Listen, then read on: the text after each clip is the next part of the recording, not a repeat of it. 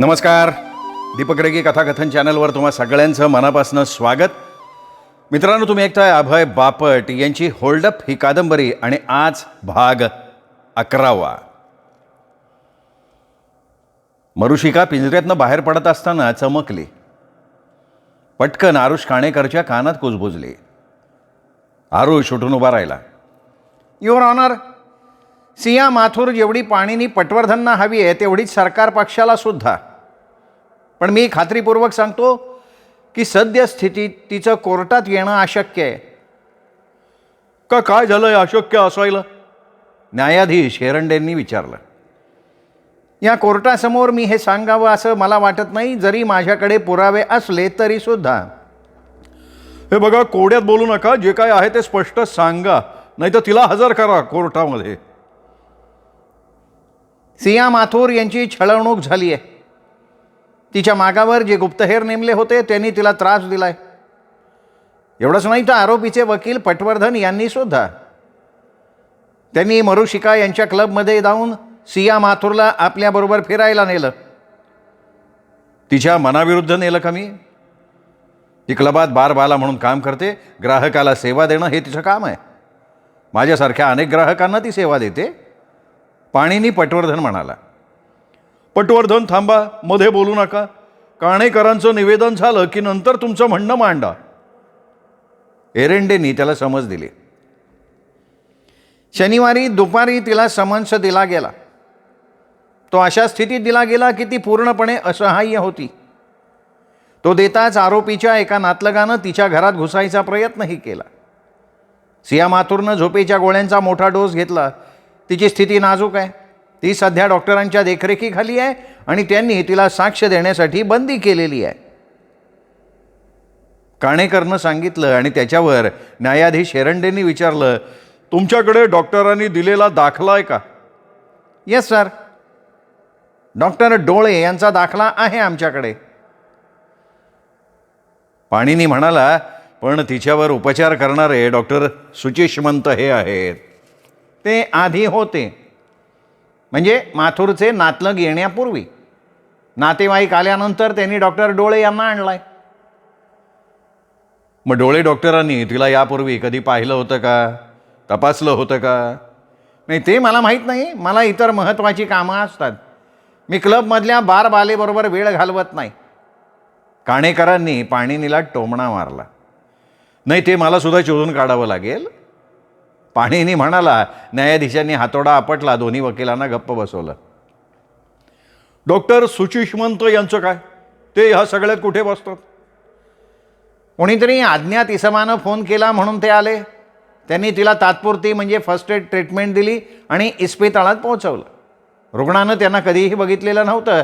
साहजिकच तिचे नातेवाईक आल्यानंतर त्यांनी त्यांच्या डॉक्टरांना बोलवून घेतलं. काणेकरनं उत्तर दिलं. रुग्णानं डॉक्टर डोळेंना तरी पाहिलं होतं का त्यापूर्वी? पाणीनींनी विचारलं. काणेकर म्हणाले, नाही, ते मला माहिती नाही. अरे वा, तिने सुचिष्मंत यांना पूर्वी कधी न पाहिल्याचं तुम्हाला माहिती आहे, पण डोळे यांना पाहिलं का नाही हे तुम्हाला माहीत नाही. पाणीनीच्या या प्रश्नावर आरुष काणेकर काहीही बोलू शकला नाही. मला वाटतं सरकार पक्षाला हवं तसं सर्टिफिकेट मिळावं यासाठी, म्हणजे रुग्ण साक्ष द्यायला सक्षम नाही असं सर्टिफिकेट मिळावं यासाठी मुद्दामच डॉक्टर डोळे यांना नेमलेलं असावं.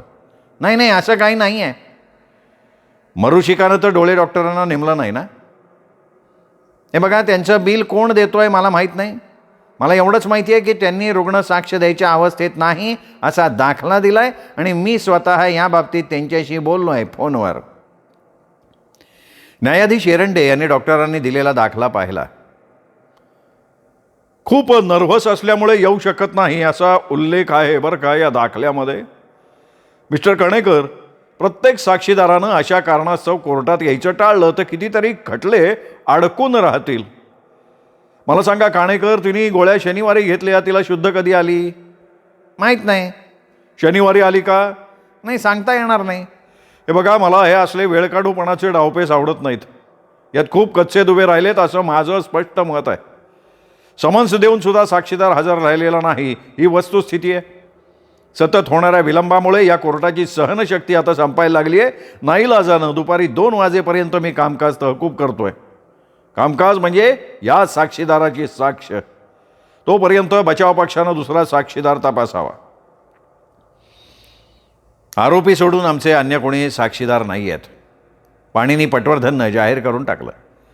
मात्र आरोपीला साक्षीदाराच्या पिंजऱ्यात उभं करण्यापूर्वी आम्ही सिया माथुर हिची सविस्तर साक्ष काढू इच्छितो.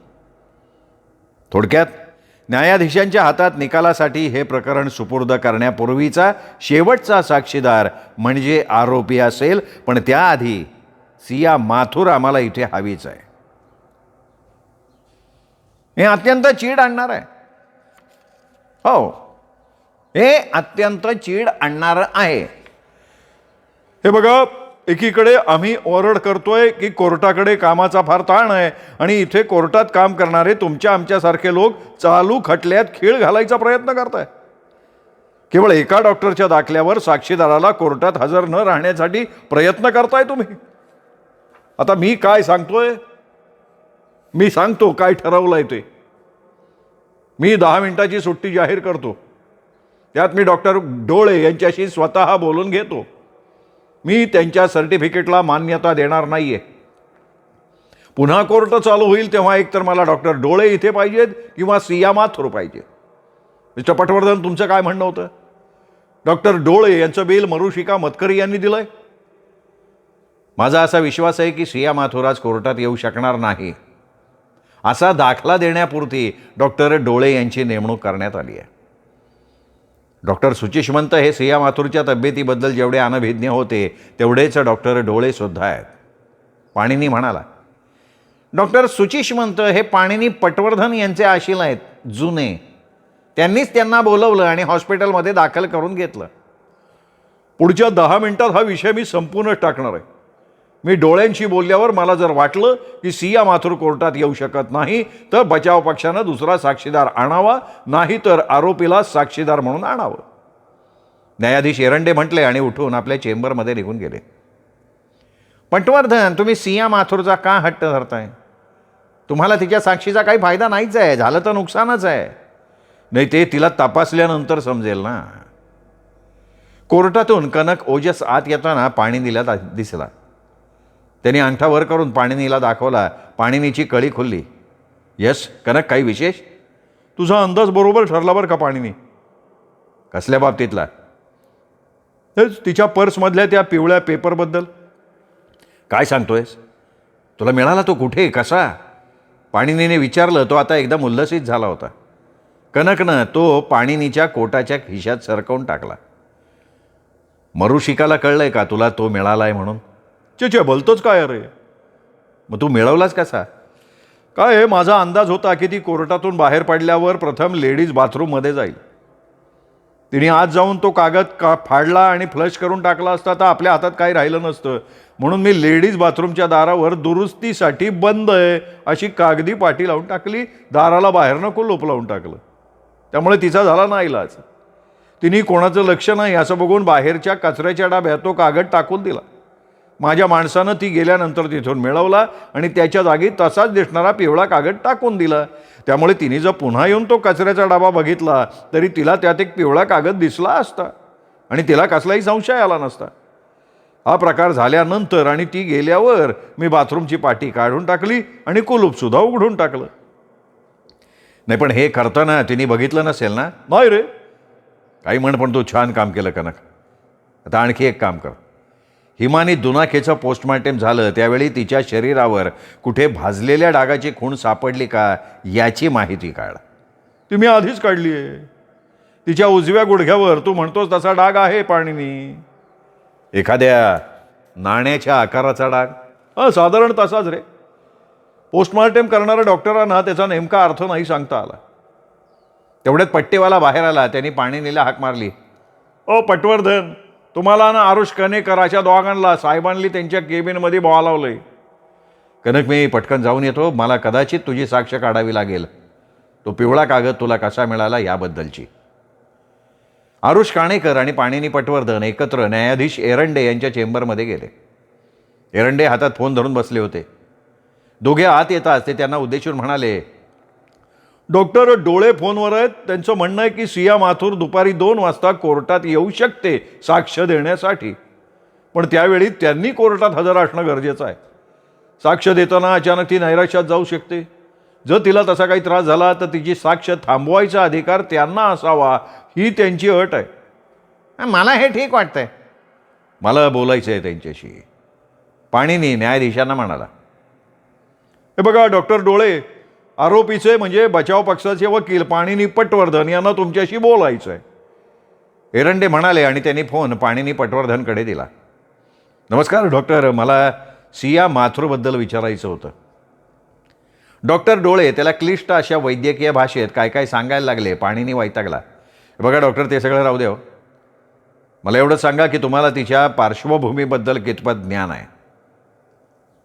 बऱ्यापैकी आहे. म्हणजे बघा, ती डॉक्टर म्हणायला लागले, पण पाणिनींनी त्यांना मध्येच थांबवलं. ही माहिती तुम्हाला पूर्वीच होती का तुम्हाला तिला तपासायला बोलवल्यानंतर मिळाली? पाणिनींनी त्यांना मध्येच थांबून विचारलं. नाही, मला बोलवल्यानंतर. कधी बोलवलं होतं? शनिवारी संध्याकाळी 7च्या सुमाराला. कोणी बोलवलं? सिया माथुरच्या मैत्रिणीनं. तुम्ही त्यापूर्वी कधी सिया माथुरला तपासलं होतं तर रुग्ण म्हणून?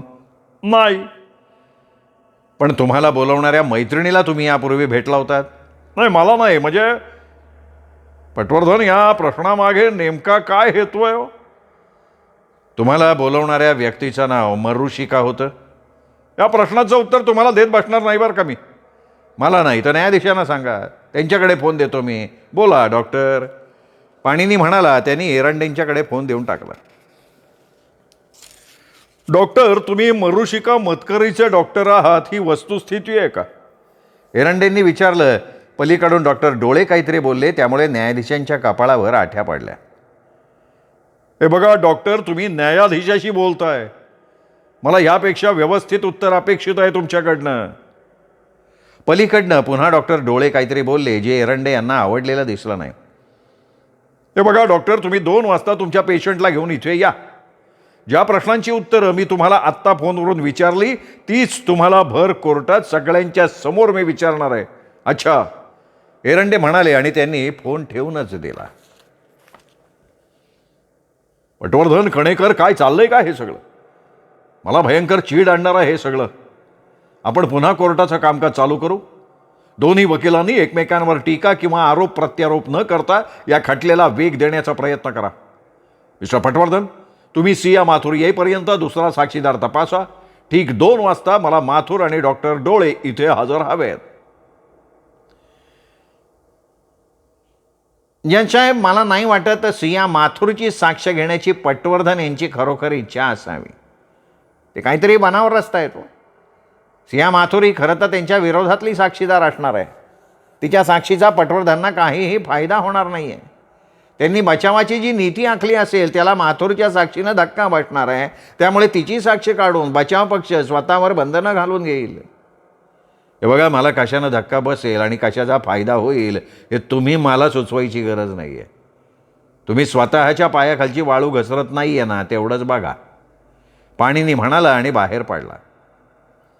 सरकार विरुद्ध इनामदार हा खटला पुढे चालू करा, एरंडे म्हणाले.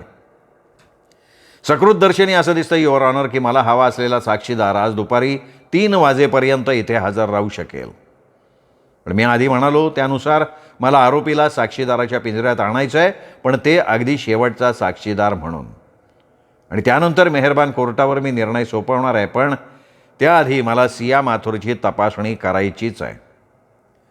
सर्वसाधारण परिस्थितीत तुमचं म्हणणं मी मान्य केलं असतं पटवर्धन, कारण कोणत्या क्रमानं साक्षी घ्यायच्या हे ठरवण्याचा अधिकार तुम्हा वकिलांना असतो. पण इथे परिस्थिती अशी आहे की कोणाचं नियंत्रण राहिलेलं नाही आहे त्याच्यावर.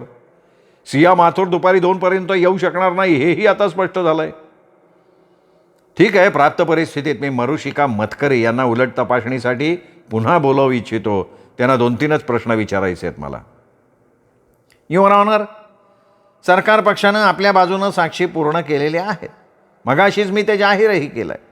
पटवर्धन यांनी आत्तापर्यंत मरुशिका मतकरी यांची 2 वेगवेगळ्या टप्प्यात अगदी सविस्तर उलट तपासणी घेतलेली आहे. हे उघड दिसतंय की दुपारी जेवणाच्या सुट्टीपर्यंतचा वेळ घालवण्यासाठी पटवर्धन वकील हे पुन्हा मरुशिका यांना उलट तपासणीसाठी बोलावत आहेत. हे तुमचं मत आहे का तुम्ही हरकत घेतोय? न्यायाधीश एरंडेंनी विचारलं. हरकत घेतोय. I object. सस्टेंड. मग मी मिस्टर कामोद यांना पुन्हा उलट तपासणीसाठी बोलवतो. I object. सस्टेंड. तर मग मी पक्षातर्फे मरुशिका मतकरी यांना साक्षीदार म्हणून बोलावी इच्छितो. पाणीनं आपली चाल बदलली, नवीन पवित्रा घेतला. तुमचा साक्षीदार? हो, माझा साक्षीदार. तिला उलट तपासणीत प्रश्न विचारायला तुम्ही देत नसाल तर तेच प्रश्न मी तिला बचाव पक्षाची साक्षीदार म्हणून विचारेन ना. मरुशिका मतकरींना बोलवा. न्यायाधीशांनी बेलीफना आदेश दिला. मरुशिका पुन्हा कोर्टात हजर झाली. आपल्या स्मितहास्यानं तिने आपल्यावर काहीही तणाव नसल्याचं काणेकर वकिलांना दाखवूनही दिलं. पुन्हा शपथ घ्यायची गरज नाही, तुम्ही ती आधी घेतली आहे. तुम्हाला कल्पना आहे की तुम्ही आता साक्ष देणार आहात ते बचाव पक्षाच्या साक्षीदार म्हणून? हो सर. मरुशिका, माझ्याकडे एक कागद आहे, मी तो कागद तुम्हाला दाखवतो. पाणीनी म्हणाला आणि त्याने आपल्या खिशातनं एक पिवळ्या रंगाचा कागद काढून तिच्या समोर धरला. त्या कागदावर काहीतरी मजकूर लिहिला आहे. मरुशिका, तो तुमच्या अक्षरात आहे का? कागद बघताच मरुशिकाचा चेहरा पडला. तिने पटकन आपली पर्स उघडली, पण पाणिनीचं लक्ष तिकडंच आहे हे बघून ती पर्स बंद केली. आपले ओठ तिने दाबून धरले, कपाळावरचा घाम पुसला. उत्तर द्या मरुशिका. नाही, माझं नाही आहे ते. मग कोणाचं आहे ते माहिती आहे? मी मरुशिका अडखळली. आरुष काणेकर उठून तिच्या मदतीला धावला. I object. स्वतःच्याच साक्षीदाराची उलट तपासणी घेतली जाते. Over ruled. उत्तर द्या. मला वाटतंय ते हस्ताक्षर कामोद यांचं आहे. तुमच्या ताब्यात कामोद यांच्या अक्षरातला हा कागद कधी आला? माझी हरकत आहे याला. तिच्या ताब्यात तो कागद होता असं दाखवण्यात आलेलं नाही, त्यामुळे हा प्रश्न गैरलागू आहे, आवाजवी आहे आणि स्वतःच्याच साक्षीदाराची उलट तपासणी घेतल्यासारखा आहे. Over ruled. उत्तर द्या. मला सांगा, तुमच्या ताब्यात कामोद यांच्या अक्षरातला हा कागद कधी आला? पाणिनीनी पुन्हा विचारलं. मला शनिवारी सकाळी. कुणी दिला? कामोद यांनी. कुठे दिला? आरुष काणेकर यांच्या ऑफिसमध्ये. मी पुन्हा विनंती करतो युअर ऑनर की ही तपासणी थांबवावी. ह्या कागदाचा खटल्याशी संबंध नाही. कागदाबद्दल आम्ही सर तपासणीत काही विचारलं नव्हतं, त्यामुळे उलट तपासणीत पुन्हा हा प्रश्न विचारला जाऊ नये. मिस्टर काणेकर, पटवर्धन हे उलट प्रश्न तपासणीत विचारत नाही आहेत. ते मरुशिकाची त्यांचा बचावाचा साक्षीदार म्हणून सर तपासणी घेत आहेत. उलट तपासणीला तुमचीच हरकत होती, जी मी मान्य केली, पण त्यांचा साक्षीदार म्हणून त्यांनी कोणाला बोलवावं हे त्यांनी ठरवायचं आहे. आणखी एक म्हणजे मिस्टर काणेकर, सुरुवातीला मलाही वाटलं की पाणिनी पटवर्धन हे वेळ काढूपणा करतायत मरुशिकाला पुन्हा बोलवून, म्हणून मीच त्यांच्या उलट तपासणीला विरोध केला होता. पण आता पटवर्धन यांच्या प्रश्नांमधनं जे पुढे येतोय त्यावरून हे काहीतरी वेगळं आहे असं मला जाणवायला लागलंय. तुमची हरकत, त्यामुळे मी फेटाळतोय. आरुष खाली बसला. पटवर्धन, आता मी तुम्हाला विचारतोय की ज्या कागदाबद्दल तुम्ही मरुशिकांना प्रश्न विचारताय तो तुमच्या ताब्यात कोर्टानं दुपारची सुट्टी द्यायच्या आधी होता? नाही, नव्हता युअर ऑनर. सरकार पक्षानं त्यांची बाजू मांडून झाली आहे असं जाहीर केलं, त्यावेळी सुद्धा तो कागद तुमच्याकडे नव्हता? नाही, त्यावेळीही नव्हता सर. मग मी तुम्हाला असं सुचवतो मिस्टर पटवर्धन की या साक्षीदाराची उलट तपासणी घेण्याची जी विनंती तुम्ही केली होती माझ्याकडे, जी मी नामंजूर केली होती, ती तुम्ही पुन्हा करा. माझी हरकत आहे या गोष्टीला. कोर्टाच्या संकेताला धरून हे नाही. आम्ही आमची बाजू मांडून झाली असं जाहीर केलेलं आहे. पटवर्धनांना पूर्ण संधी देण्यात आली होती उलट तपासणी घ्यायची, ती त्यांनी सर्वार्थानं घेऊन झाली आहे. आता त्यांना संधी देऊ नका. पटवर्धनांनाच नाही तर मी तुम्हालाही अजून संधी द्यायला तयार आहे. तुम्हाला आणखीन काही पुरावे किंवा साक्षीदार सादर करायचे असतील तर पटवर्धन चालू करा तुमचे प्रश्न. तुमचा हा साक्षीदार तुमच्या दृष्टीनं विरोधी बाजूचा म्हणजे होस्टाईल विटनेस आहे हे मान्य करतोय कोर्ट. करा चालू. मरुशिका, या कागदावरचं अक्षर हे मिस्टर कामोद यांचं आहे आणि हा कागद त्यांनी तुम्हाला आरुष कणेकरांच्या ऑफिसमध्ये शनिवारी सकाळी दिला, बरोबर आहे? मरुशिका अडखळली पण म्हणाली, हो मिस्टर पटवर्धन. तुम्ही तो कागद वाचलाय? हो. त्यातल्या मजकुराकडे मी तुमचं लक्ष वेधू इच्छितो. I object. तो कागद पुरावा म्हणून स्वीकारायला माझी हरकत आहे. त्यातला मजकूर इथे वाचला जायला माझी हरकत आहे. पाणिनींनी न्यायाधीशांकडे बघितलं. त्यांच्या चेहऱ्यावर गोंधळलेले भाव होते. ऑब्जेक्शनवर निर्णय काय द्यायचा ह्याबद्दल. मला वाटतं मी जरा आधी तो कागद बघतो, एरंडे म्हणाले. त्यांनी तो कागद हातात घेतला, वाचला. त्यांच्या तोंडावर कठोर भाव उमटले. आता आहे या स्थितीत मी सरकार पक्षाची हरकत मान्य करतोय, पण त्याचबरोबर हे सांगतोय की पाणिनी पटवर्धनना मी या साक्षीदाराची उलट तपासणी घ्यायची पूर्ण मुभा देणार आहे. पुरावा म्हणून हा कागद कोर्टात सादर होण्यापूर्वी त्याची अधिक ओळख पटवणं गरजेचं आहे, पण उलट तपासणीसाठी हा कागद आधारभूत धरायला माझी परवानगी आहे. पटवर्धन, तुम्ही पुढे चालू करा. मरुशिका, तुम्ही वारंवार सांगताय की शुक्रवारपासून म्हणजे कोर्टाचं कामकाज संपल्यापासून तुम्ही कामोदशी संपर्क केलेला नाही, बरोबर? मी असं म्हटलं होतं की शुक्रवारपासून म्हणजे कोर्टाचं कामकाज संपल्यापासून मी कामोदशी बोललेलं नाही आहे. अच्छा, म्हणजे तुम्ही संपर्क केलात. संपर्क कशाला म्हणायचं त्यावर अवलंबून आहे ते. त्यांनी तुमच्याशी संपर्क केला? त्यांनी मला तो कागद दिला.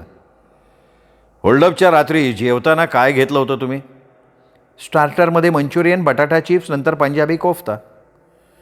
नंतर होल्डअपच्या ठिकाणावर तुम्ही कसे पोचलात? आम्ही कॉलेज रोडने गेलो. मग शनिवारी सकाळी तुम्हाला कमोद यांनी हा कागद दिला, त्यावर कमोदच्या हस्ताक्षरात खालीलप्रमाणे मजकूर लिहिलेला आहे. पाणिनी म्हणाला आणि त्यांनी कागद हातात घेऊन त्यावरचा मजकूर मोठ्याने वाचला. आपण दोघांनी हॉटेल वनराईमध्ये रात्री जेवण केलं. जेवणात आपण स्टार्टर म्हणून मंचुरियन आणि बटाटा चिप्स, नंतर पंजाबी कोफ्ता ही भाजी खाल्ली. त्यानंतर आपण कॉलेज रोडनं जायला निघालो. होल्डअप सुरू झाला तेव्हा मी सिगरेट पेटवायच्या तयारीत होतो. त्यावेळी माझ्या हातातनं लायटर सटकला आणि खाली सीट कव्हरवर पडला. पाणिनींनी वाचन संपवलं. पुन्हा तो मरुशिकाकडे बघत म्हणाला, यावर बरंच काही लिहिलं आहे अजून, पण मी तुम्हाला विचारतोय मरुशिका की तुम्हाला असा मजकूर लिहिलेला हा कागद कामोदनं दिला होता का नाही आणि तुम्ही तो वाचला होता का नाही? मरुशिकानं घाबरून आरुष काणेकरकडे मदतीसाठी बघितलं. तो उठून उभा राहिला. तुम्ही हरकत घेतोय? हां. Over ruled. आणि मरुशिका, तुम्ही या मजकुराचा उपयोग आजच्या तुमच्या सकाळच्या सत्रातल्या साक्षीसाठी आणि उलट तपासणीसाठी केलात. मला सारखं ऑब्जेक्शन घ्यायला नको वाटतं युअर ऑनर, पण या प्रश्नांसाठी काहीही आधार नाही आहे. पुराव्यात नसलेल्या बाबींवर प्रश्न विचारले जात आहेत. मिस्टर कमोद यांनी काहीतरी खरडून एखादा कागद मरुशिकांच्याकडे दिला म्हणून त्या त्यांची साक्ष त्यातल्या मजकुराच्या आधारावर देत आहेत आणि स्वतःच्या स्मरणशक्तीच्या आधारावर देत नाही आहेत, असं समजणं योग्य नाही ना. उदाहरणार्थ, त्यांनी समजा त्या कागदावर लिहिलं असतं की आरोपी महाजन यांनी मला बंदूक लावली, तर केवळ ते वाक्य कागदावर लिहिलेलं मरुशिकानं वाचलं म्हणून ते घडलंच नाही असं समजायचं का? Over ruled. न्यायाधीशांनी कौल दिला. पण त्यामुळे मरुशिकाला पुढे काय बोलायचं याची हिंट मिळाली होती. मी तो कागद वाचला मिस्टर पटवर्धन, पण माझी साक्ष त्या चिठ्ठीवर अवलंबून नाही आहे. मला जे आठवत होतं घडलेलं त्यावर मी साक्ष दिली. आता काणेकर यांनी युक्तिवाद करून तुम्हाला बरोबर सुचवलं आहे काय उत्तर द्यायचं ते. थोडक्यात कोर्टाच्या नकळत त्यांनी तुमच्या तोंडी शब्द घातलेत. हा कोर्टाचा अपमान केला जातो युअर ऑनर. तुम्ही तुमची तपासणी चालू ठेवा पटवर्धन. शुक्रवारी तुम्हाला या गोष्टी आठवत नव्हत्या मरुशिका, बरोबर आहे? बरोबर आहे. पण आज मात्र तुम्हाला आठवत आहेत. हो, कारण तुमच्या आठवणींना कामोदच्या चिठ्ठीमुळे उजाळा दिला गेला. नाही, शुक्रवारी काही गोष्टी मला स्पष्ट झाल्या नव्हत्या, त्या शनिवारी झाल्या. त्या कागदामुळे. त्या कागदाला अर्थ नाही हो पटवर्धन, माझ्या सगळं लक्षात आहे. जेवण झाल्यानंतर कॉफी प्यालात का तुम्ही? कागदावरचा मजकूर वाचत पाणिनींनी विचारलं. हो. कामोदनं पण घेतली? त्यांनी नाही, आठवत नाही मला. तुम्हाला उद्या कदाचित आठवेल ते, नाही का? हो, कदाचित उद्या मला ते आठवेल सुद्धा, कदाचित. हां. आणि कमोदची ही चिठ्ठी तुम्ही पुन्हा वाचली तर कदाचितचं रूपांतर नक्कीमध्ये होईल. पाणिनीनं विचारलं. मरुशिकाला काय बोलावं हे सुचेना. आरुष पुन्हा उठायला लागला, पण एरंडेंनी त्याच्याकडे बघताच तो परत खाली बसला. कमोद यांनी तुमच्याकडे कसा काय दिला कागद? कणेकरांनी आम्हाला दोघांना त्यांच्या ऑफिसला बोलवून घेतलं. काही गोष्टींबद्दल त्यांना अधिक जाणून घ्यायचं होतं. पण त्यांनी आम्हाला वेगवेगळं आत बोलवलं आणि चर्चा केली. त्यांचं म्हणणं असं होतं की आमच्या साक्षीबद्दल आम्ही एकमेकांशी चर्चा करू नये. बरं, मग पुढे? मग कमोद आधी 15-20 मिनटं कणेकरांच्या केबिनमध्ये जाऊन त्यांना भेटला, बाहेर आला. मी आत जायला निघाले. आम्ही एकमेकांकडे बघून फक्त हसलो. अच्छा, तेवढ्या भेटी त्यांनी तुमच्याकडे पटकन तो कागद देऊन टाकला. हो. आणि तुम्ही तो कागद नेमका वाचला कधी? काणेकरांच्या केबिनमध्ये जाण्यापूर्वी का आधी? नंतर. किती वेळानंतर? लगेच. म्हणजे काणेकरांच्या समोर बसल्यावर मी मांडीवर कागद पसरला, त्यात काय लिहिले त्याच्यावर नजर टाकली. त्यानंतर काणेकरांनी तुम्हाला काही प्रश्न विचारले? तुम्ही त्यांना जेवणाबद्दल सांगितलं? हो.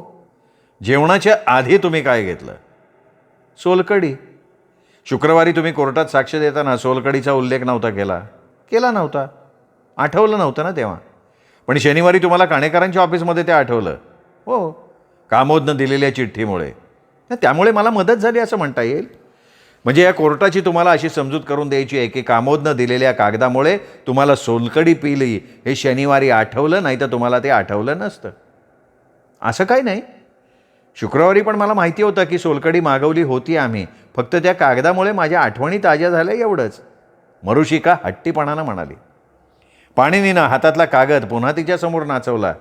आता एवढंच सांगा की सोलकडी दोघांनी प्यायली की फक्त तुम्ही? मरुशिकाला घाम फुटला. पाणिनी हसला. मला आता कमोद यांना पुन्हा काही प्रश्न विचारायचे आहेत. त्यापूर्वी काणेकर, तुम्हाला फेरतपासणीत काही विचारायचं आहे का? नाही युअर ऑनर. मरुशिका पिंजऱ्यातनं बाहेर पडली आणि कमोद कुमठेकर हजर झाला.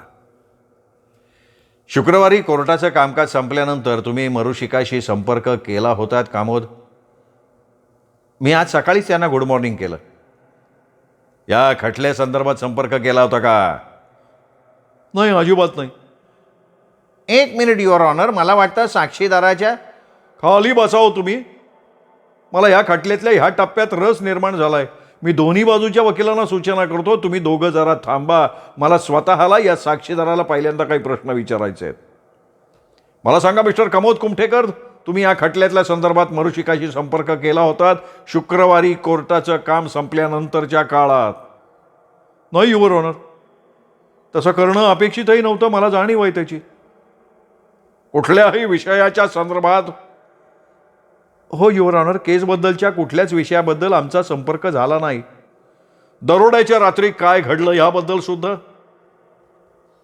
कमोद कुमठेकर उत्तर न देता जरा थांबला.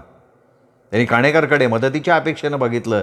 संपूर्ण कोर्टात पसरलेल्या तणावाच्या वातावरणानं तो जरा सावध झाला. तुम्हाला नेमकं काय अभिप्रेत आहे त्या प्रश्नात मला समजलं नाही.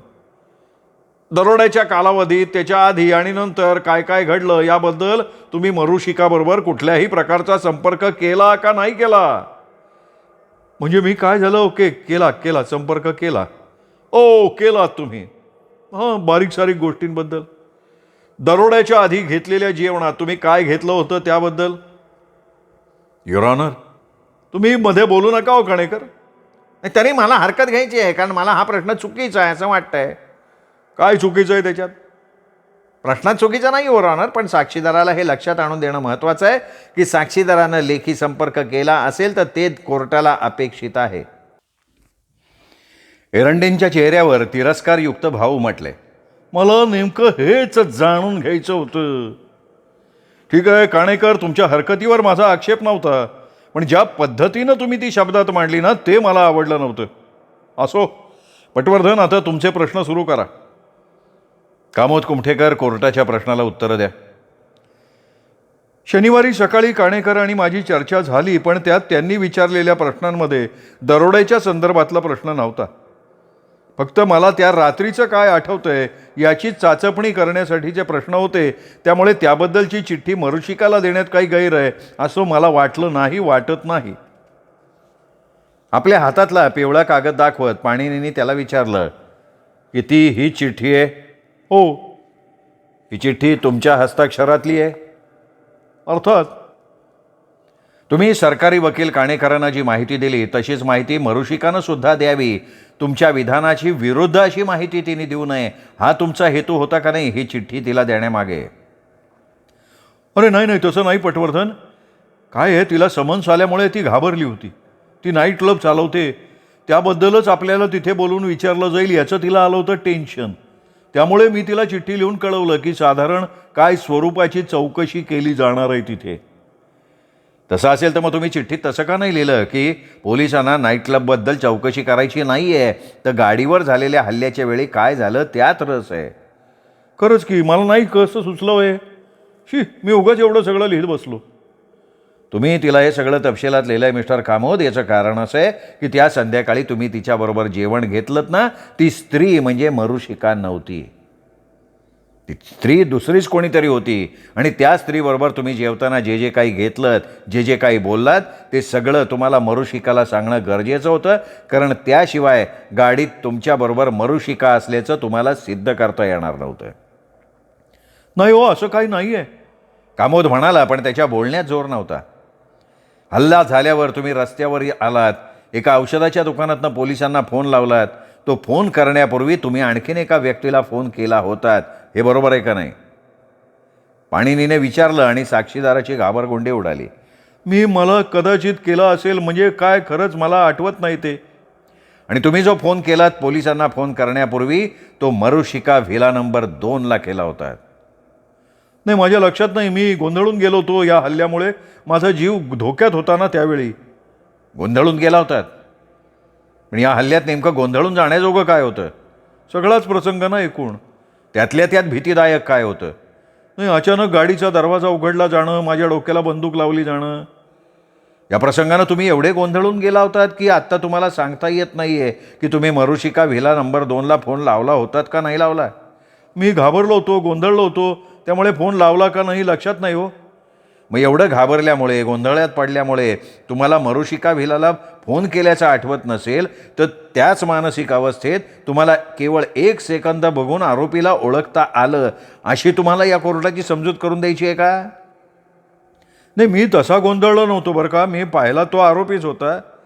तुम्ही तेवढे गोंधळलेले नसाल तर तुम्ही व्हिला नंबर 2ला फोन केलेला असू शकेल. कामोदनं नाईलाजानं कबूल करून टाकलं.